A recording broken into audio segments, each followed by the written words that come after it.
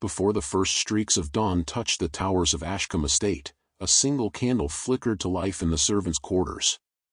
Elena Hart slipped quietly from her narrow bed, careful not to wake the exhausted maids sleeping around her. The room was bitterly cold, and the thin blanket she folded carried little warmth, yet she never complained. She washed in icy water, tied back her chestnut hair, and hurried into another day that always seemed to begin before everyone else's and end long after darkness had settled across the countryside. The great manor looked magnificent from the outside, with its polished windows, flowering gardens, and towering stone walls that promised elegance to every visitor. Behind those walls, however, lived people whose smiles often disappeared the moment the grand doors closed. Servants whispered carefully, footsteps remained cautious, and every task was performed with nervous precision because Lady Vivienne Ashcombe demanded perfection without mercy. Elena moved silently through the marble corridors, lighting fireplaces one after another before carrying heavy buckets from the well to fill wash basins throughout the mansion.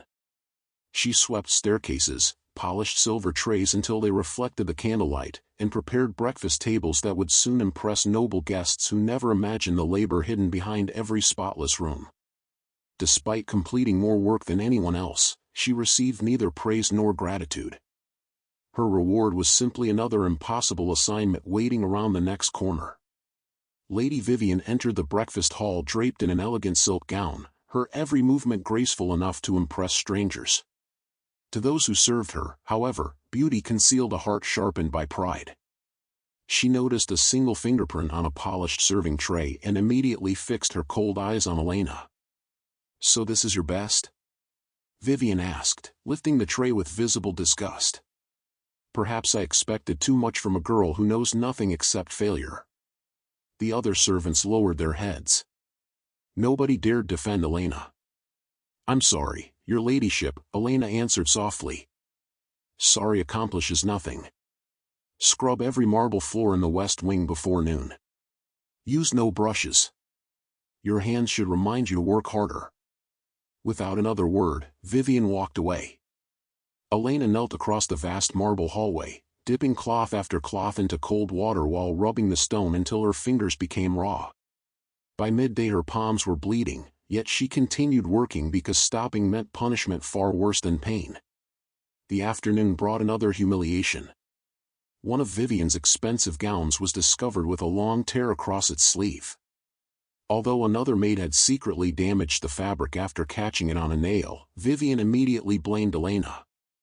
"I trusted you near my wardrobe," she declared before every servant. Clearly that was a mistake. Elena knew the accusation was false, but speaking would only make matters worse. "I will repay whatever I can," she whispered. Vivienne laughed cruelly. "You? It would take your entire lifetime." That evening delicious aromas drifted from the kitchen as roasted meat, fresh bread, and warm soup were prepared for the household. Elena had eaten nothing since sunrise, yet when she finally reached the servants' table, Vivienne appeared unexpectedly. "I almost forgot," the lady said with icy sweetness. "Girls who ruin gowns don't deserve supper." She lifted Elena's untouched bowl and emptied it into the roaring fireplace. The flames swallowed every last crumb. Nobody moved. Nobody spoke. Elena quietly thanked the cook anyway and returned to work with an empty stomach. Rain began falling before sunset, growing colder with every passing hour. Vivienne ordered Elena to clean the front steps despite the storm. Once the work was finished, the massive entrance doors closed behind her with a heavy thud. Elena reached for the handle, but it would not move. She understood immediately. Someone had locked her outside. Wind cut through her soaked dress as freezing rain soaked her hair. She curled beneath the stone archway, shivering until long after midnight. When the doors finally opened, Mrs. Rose Bennet, the gentle head housekeeper, hurried forward carrying a lantern. "My poor child," Rose whispered, wrapping a shawl around Elena's shoulders. "Come before someone sees." She led Elena into the quiet kitchen, poured steaming tea, and placed a small loaf of fresh bread into her trembling hands. "You must eat." Instead, Elena noticed a frightened stable boy peering through the doorway. "You haven't eaten either, have you?" she asked gently. The boy shook his head. Without hesitation, Elena broke the loaf in half and offered him the larger piece. Rose watched silently, her eyes filling with tears. Later that night, while returning to the damp cellar where she slept beside broken furniture and dusty crates, Elena heard desperate whinnying from the stables. A prized stallion had become tangled in fallen timber after panicking during the storm. Several frightened servants insisted the injured animal would never recover, but Elena knelt beside the trembling horse, speaking softly until its wild breathing slowed.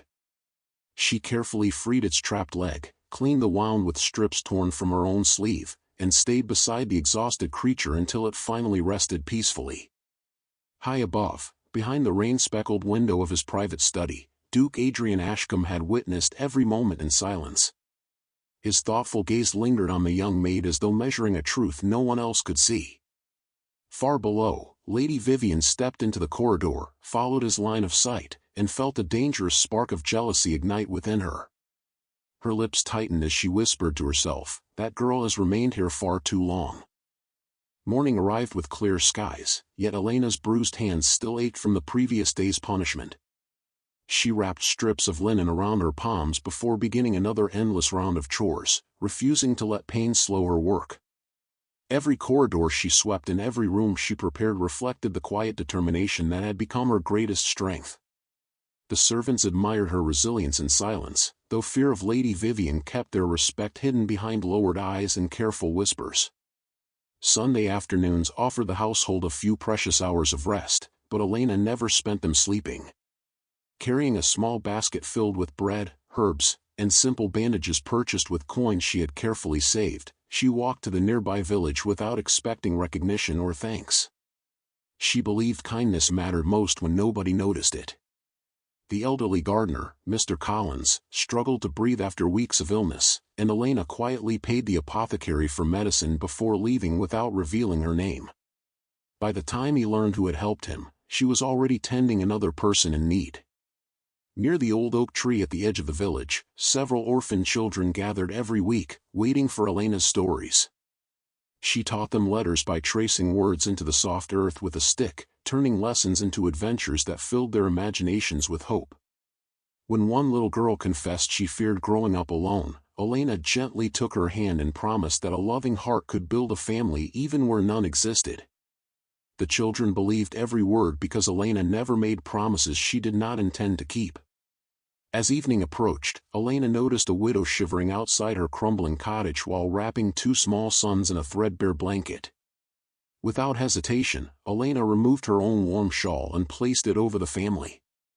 The widow protested, knowing the approaching nights remained bitterly cold, but Elena simply smiled and replied that warmth shared was never truly lost. She returned to Ashcombe Estate carrying nothing except an empty basket and quiet contentment. That same afternoon, a distinguished carriage rolled through the estate gates. Lord Marcus Blackwood stepped down, welcomed by servants eager to impress one of the region's most respected noblemen. Young, intelligent, and admired throughout the county, Marcus possessed the confidence expected of his title, yet he had grown weary of conversations centered only on wealth and influence. While waiting for Duke Adrian to conclude estate business, he wandered through the gardens and unexpectedly noticed Elena comforting a frightened child whose toy had broken near the entrance road. Instead of offering expensive replacements, Elena patiently repaired the wooden toy with a length of string and a small carving knife borrowed from a gardener. The child's grateful laughter echoed across the garden. Marcus remained unnoticed behind a flowering hedge, strangely captivated by the gentle scene unfolding before him. No performance or calculation colored Elena's actions. Her kindness flowed as naturally as breathing, untouched by any desire for praise. When Adrian joined Marcus for their meeting, Marcus casually asked about the quiet maid he had seen outside. "She works harder than anyone here," Adrian answered carefully. "And is she always treated so harshly?" Marcus asked. A shadow crossed Adrian's face before he responded. "Some burdens cannot yet be explained." The mysterious reply lingered in Marcus's thoughts long after their discussion turned toward estate matters. Over the following weeks, Marcus found increasingly practical reasons to visit Ashcombe Estate. Sometimes he brought reports requiring Adrian's signature. Other times he requested advice on agricultural improvements or charitable investments. Each visit offered another brief encounter with Elena. Their conversations remained simple, often lasting only moments between her duties, yet Marcus discovered himself looking forward to them more than any grand banquet. One afternoon he offered Elena a delicate silver bracelet as thanks for helping an injured servant during his previous visit. Elena smiled politely but shook her head. "If you truly wish to thank me, my lord, please give its value to the orphan children in the village. They need warm boots far more than I need jewelry." Marcus slipped the bracelet back into its case without disappointment. Her refusal deepened his admiration instead of diminishing it. Lady Vivienne observed these growing exchanges from distant windows with mounting suspicion. Marcus had ignored every carefully arranged opportunity to flatter her, yet his attention repeatedly drifted toward the servant she despised. Jealousy sharpened into determination. She doubled Elena's workload, assigning impossible cleaning schedules, stacks of heavy firewood, and endless laundry despite freezing weather. Elena completed every task without complaint, though exhaustion increasingly showed beneath her gentle smile. Convinced that humiliation alone would never drive Elena away, Vivienne secretly hired 3 masked men from a neighboring town. Their instructions were simple: frighten the maid so thoroughly that she would flee Ashcombe forever and never dare return. Days later, as Elena walked home after delivering medicine to a sick child, the men emerged from the forest shadows, surrounding her beneath towering pines. She instinctively stepped in front of a frightened little girl gathering firewood nearby, shielding the child despite knowing she could not outrun her attackers. Hooves thundered through the trees before the men could strike. Marcus charged into the clearing, forcing the masked figures to scatter into the darkness, unaware that Captain Rowan, hidden deeper among the trees, had recognized one fleeing silhouette and silently turned his horse toward Ashcombe with urgent news. The attempted attack in the forest left Elena shaken, but she refused to let fear govern her life. The following morning she returned to her duties before sunrise, determined that the masked men would not steal the quiet courage she had spent years building. Marcus visited Ashcombe to ensure she had recovered, yet Elena thanked him with humble sincerity and insisted that others needed his protection more than she did. Watching her place everyone else's well-being above her own only strengthened his admiration, while Lady Vivienne watched their exchange from an upstairs balcony with growing fury. Captain Rowan Hale delivered his report to Duke Adrian in private. He admitted he had recognized one of the attackers as a man occasionally employed by merchants who conducted questionable business with Lady Vivienne's steward. Adrian listened without interrupting, his expression revealing neither surprise nor anger. Instead, he instructed Rowan to continue gathering evidence quietly and warned him that acting too soon would only alert the true architect behind the plot. Rowan obeyed, though he sensed the Duke had suspected far more than he had ever revealed. Days later, Ashcombe Estate hosted its grand annual charity ball, welcoming nobles, merchants, clergy, and influential families from across the county. Crystal chandeliers illuminated the magnificent ballroom while musicians filled the air with elegant melodies. Guests praised Lady Vivienne's flawless arrangements, never imagining that beneath her graceful smile she was preparing her boldest scheme. If Elena survived humiliation after humiliation, Vivienne reasoned, then complete disgrace would accomplish what cruelty alone could not.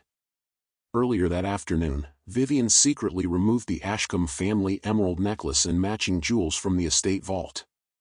Under the cover of supervising decorations, she hid the priceless treasures inside an old storage chest near the servants' quarters. She then bribed 2 frightened servants to spread whispers that Elena had recently been seen carrying suspicious packages through the manor. The lies traveled swiftly, growing larger with every frightened conversation until suspicion settled upon the one person least able to defend herself. As the evening reached its height, Vivienne rose dramatically from her chair, interrupting the music with a voice sharpened by practiced outrage. "The Ashcombe jewels are missing," she announced. The ballroom erupted into anxious murmurs. Guests exchanged uneasy glances while servants froze where they stood. Vivienne slowly turned toward Elena. "There's only one person desperate enough to steal from this family." Elena stared in disbelief. "I have stolen nothing," she answered quietly. Vivienne ignored the reply. "Captain Rowan, search her quarters immediately." Rowan hesitated. Duty demanded obedience, yet every instinct told him Elena was innocent. Still, he signaled several guards to accompany him. Moments later they returned carrying the old wooden chest. Rowan opened it before everyone present. Nestled beneath folded linens rested the glittering emerald necklace and every missing jewel. Gasps echoed throughout the ballroom. Several guests stepped backward. Whispers transformed into confident accusations. Marcus pushed through the gathering crowd. "This is impossible," he declared. "Someone planted those jewels." Vivienne's expression remained perfectly composed. "How noble of you to defend a servant," she replied. "Unfortunately, evidence speaks louder than affection." Elena looked toward the chest without understanding how the jewels had appeared there. She searched every face in the room, hoping someone would believe her innocence, yet fear and doubt surrounded her from every direction. Years of humiliation had taught everyone to expect the worst from the girl repeatedly called worthless. Rowan approached reluctantly. "Elena Hart, I must place you under arrest until the investigation is complete." She extended her hands without resistance. "If that is your duty, Captain, I will not make it harder." Marcus stepped forward again. "You cannot truly believe she would do this." Rowan lowered his voice. "I believe many things, my lord. Unfortunately, belief alone is not proof." Vivienne sensed victory at last. She crossed the ballroom with deliberate elegance until she stood directly before Elena. "I warned everyone that kindness can disguise ambition," she declared loudly. "Now the truth stands before us." She pointed toward the great entrance doors. "Throw this worthless maid out." Several guards exchanged uncertain glances. No one moved. Before Vivienne could repeat the command, another voice interrupted the silence. "She goes nowhere." Every conversation stopped instantly. Duke Adrian slowly rose from his chair at the head of the ballroom. His calm expression carried an authority that required no raised voice. He descended the marble steps one measured pace at a time until he stood beside Elena. "You have accused an innocent woman," he said, looking directly at Vivienne. Vivienne laughed softly. "The jewels were found in her quarters." "Exactly where someone intended them to be found," Adrian answered. He nodded toward Rowan. "The investigation may begin." Rowan produced a leather folder containing documents gathered over several months. Adrian explained that irregular financial records had first drawn his attention to missing estate funds long before the jewels disappeared. Secret payments had been made to unknown individuals through accounts controlled by Vivienne's household office. Hidden passages connecting the private wing to the servants' corridor had recently been examined. Fresh footprints matched expensive riding boots owned not by Elena but by one of Vivienne's personal attendants. Under questioning, the bribed servants finally broke down, confessing they had spread false rumors because they feared losing their positions. At Adrian's request, Rowan searched Vivienne's private sitting room.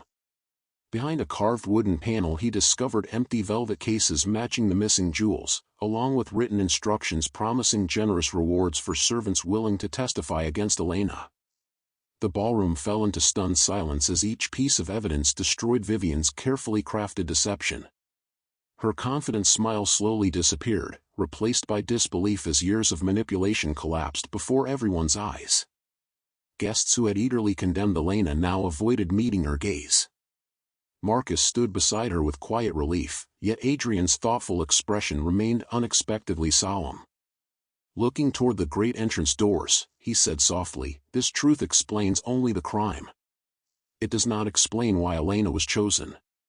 At that very moment, an old carriage rolled into the courtyard, carrying a weathered chest that had remained locked for more than 20 years. The ballroom remained silent as the old carriage came to a halt beneath the grand entrance of Ashcombe Estate. Every guest turned toward the doors while rainwater dripped from the wheels onto the stone courtyard.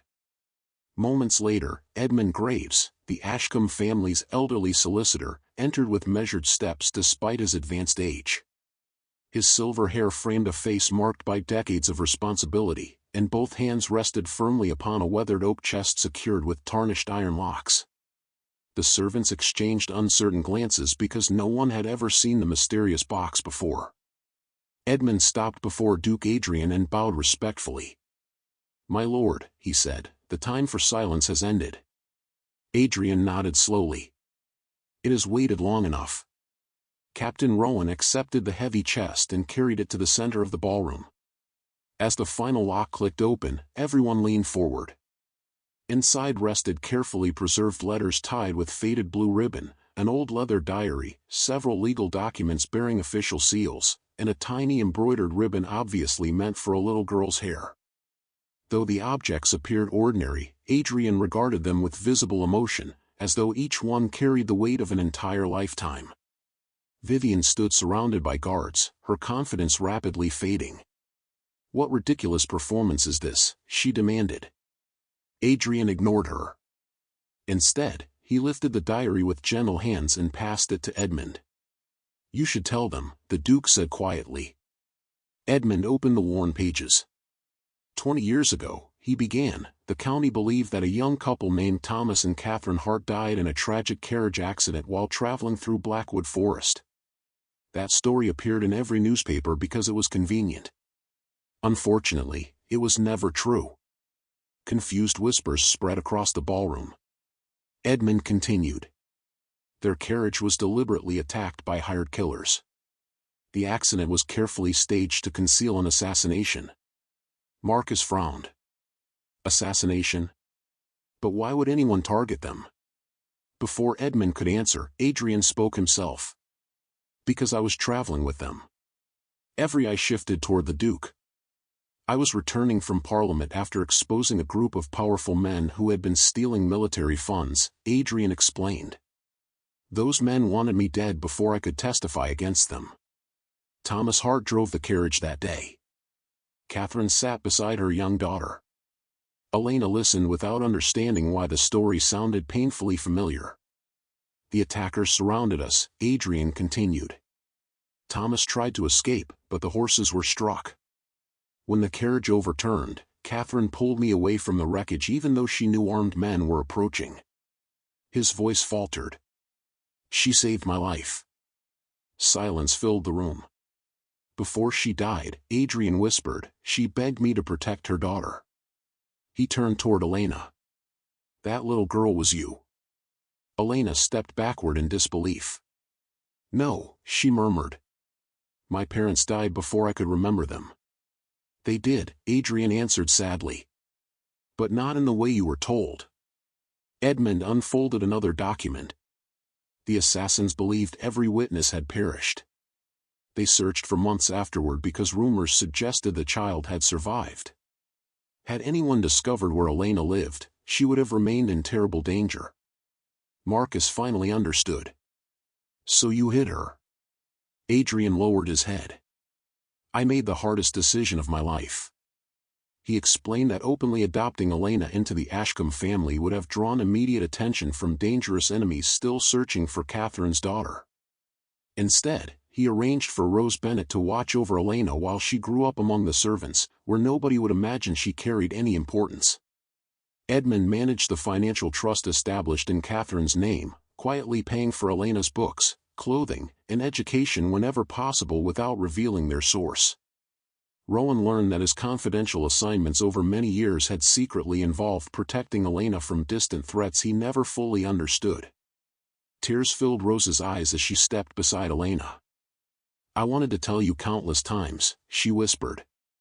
But your safety always came first. Elena struggled to accept everything she had heard. If you promised to protect me, she asked Adrian softly, why did you allow Lady Vivienne to treat me so cruelly? The question pierced the Duke's heart. I believed enduring insults was safer than attracting attention, he admitted. I watched too much and acted too little. Every wound you carried became my failure. For the first time since entering the ballroom, Adrian's composure broke. I asked your mother to trust me. His voice trembled. I have spent 20 years wondering whether I deserve that trust. Vivienne suddenly laughed bitterly.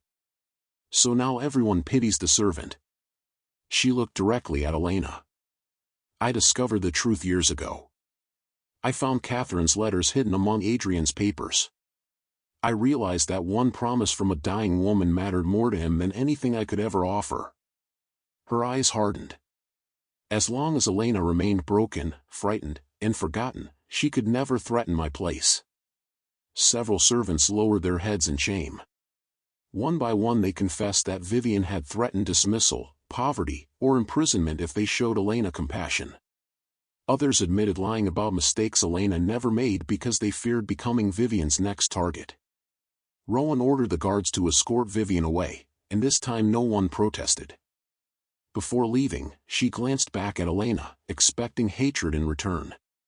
Instead, Elena simply said, "I hope one day you discover the kindness you spent your life denying others." The words struck harder than any punishment.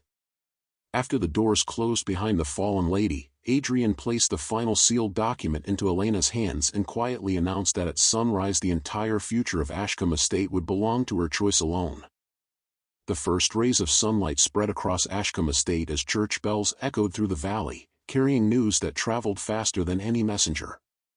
Villagers gathered outside the manor gates, eager to learn what would become of the young maid whose life had changed in a single unforgettable night. Rumors filled every street. Some believed Elena would inherit the entire estate.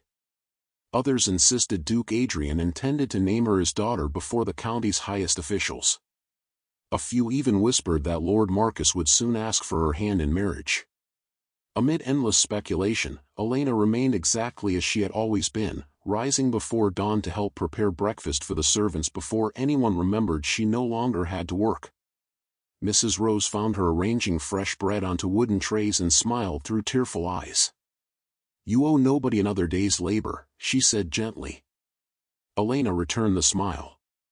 Kindness should never disappear simply because circumstances change. Rose embraced her, realizing that hardship had never hardened Elena's heart. Instead, every trial had strengthened the compassion that defined her character. By mid-morning, the great hall overflowed with villagers, servants, neighboring landowners, and respected community leaders. Duke Adrian stood before them without the elaborate robes usually worn during formal ceremonies. His voice carried quiet sincerity rather than noble authority. "For generations," he began, "Ashcombe Estate has existed to increase the wealth and influence of one family. Today that tradition ends." A ripple of surprise spread through the gathering. Adrian continued. "I failed to keep every part of the promise I made 20 years ago. I cannot erase Elena's suffering, but I can ensure that no child, servant, or forgotten soul endures such injustice here again." He unfolded the final legal document from Edmund's chest. "Half of the Ashcombe fortune will establish hospitals where no patient is turned away because of poverty. New schools will educate children regardless of birth. Orphan homes will replace abandoned buildings throughout the county. Shelters will protect servants escaping cruel employers. Scholarships will allow hard-working young people to build futures determined by ability rather than status." The hall erupted into astonished murmurs. Adrian looked toward Elena. "The remaining half belongs to you." Every eye turned toward her. Elena slowly stepped forward, holding the document with steady hands. "I accept your gift," she said softly, "but not for myself." The room fell silent. "I know what it means to sleep hungry while others feast. I know what it feels like to believe no one sees your tears. Wealth cannot erase those memories, and I would never wish to forget them. Let this inheritance become a foundation that serves those who have no voice. If I own anything, let it be responsibility rather than privilege." Edmund smiled with quiet satisfaction. "It seems Catherine's daughter has inherited far more than her mother's courage." Applause filled the hall, beginning with the servants before spreading through every guest present.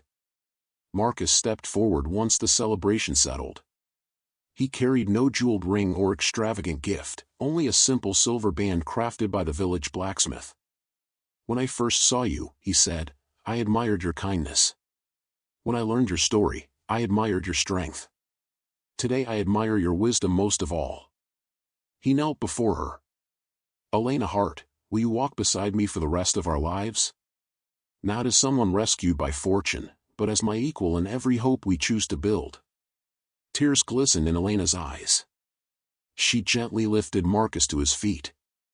"I will marry you," she answered, "if we promise that every blessing we receive becomes a blessing shared with others." Marcus smiled. "That is the only future I have ever wanted."